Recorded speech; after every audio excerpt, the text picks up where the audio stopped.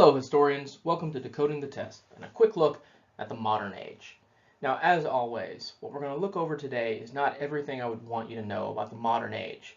Indeed, the modern age accounts for 25% of your test, so there's going to be a lot of details you'll need to know if you want to guarantee a higher level score. I'd start with the details you see on the slide in front of you. But what we're going to look at today is an area that the test is focused on again and again and again over the years.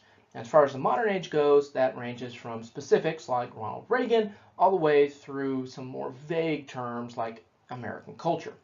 Today we're going to look at the environment, the modern environment. What do you need to know from that?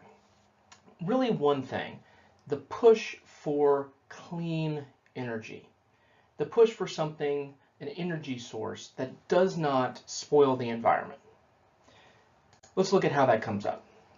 Here you have a quotation that talks about the Union of Concerned Scientists, and they're talking about how nuclear power could be dirty, and they're talking about how there could be more environmentally friendly solutions than nuclear power, and also talking about how nuclear power connects to global warming. Okay, what is this organization, this Union of Concerned Scientists, trying to get Congress to pass? All right, they're talking about nuclear power, which is a source of energy. They're talking about global warming. Here they're trying to focus on clean, renewable energy. Answer choice G. And again, this is the focus of an environmental question you're going to get. More than likely, it's going to be something about finding clean, renewable energy. In this case, it's mentioning nuclear as one of the dirty alternatives. Here you have a timeline.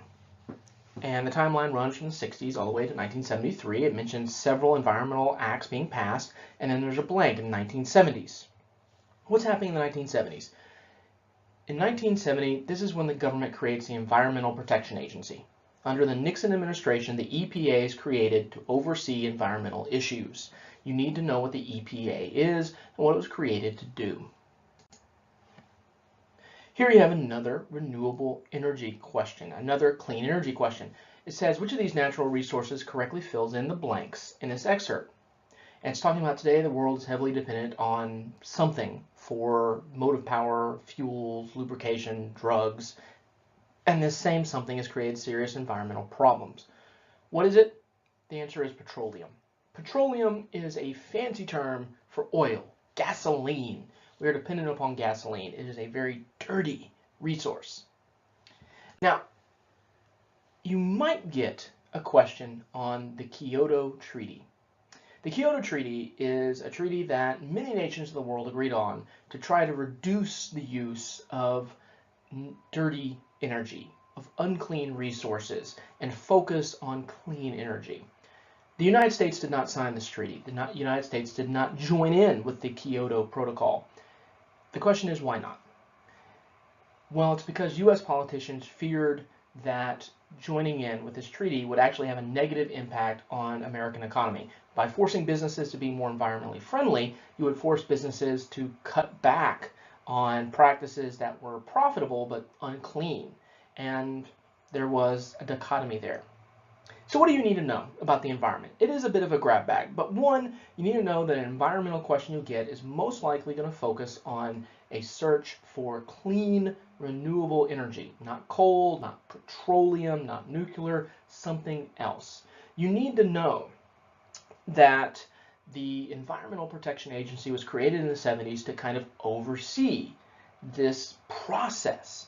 And you also need to know that there has been a tension between American business and environmentalists, that there has been a preference as far as the American government goes to protecting American businesses over the American environment.